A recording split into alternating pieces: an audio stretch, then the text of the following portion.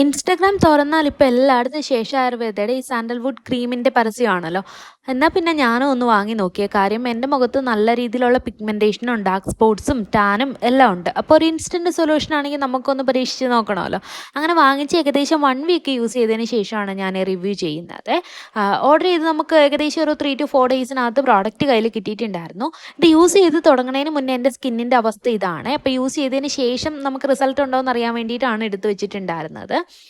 ഞാൻ ഏകദേശം ഒരു 7 ദിവസം ഇത് കണ്ടിന്യൂസ്ലി യൂസ് ചെയ്തിട്ടുണ്ടായിരുന്നു. 7 ദിവസത്തിനകത്ത് ഇതിന് കംപ്ലീറ്റ് റിസൾട്ട് കിട്ടും എന്നുള്ള റിവ്യൂ അല്ല ഞാനിവിടെ ഷെയർ ചെയ്യുന്നത്.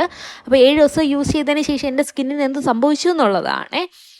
ഇത് നൈറ്റാണ് നമുക്ക് യൂസ് ചെയ്യേണ്ടത്. കിടക്കുന്നതിന് മുന്നേ ആയിട്ട് ഫേസൊക്കെ നന്നായിട്ട് ക്ലീൻ ചെയ്തതിന് ശേഷം അപ്ലൈ ചെയ്യാമേ.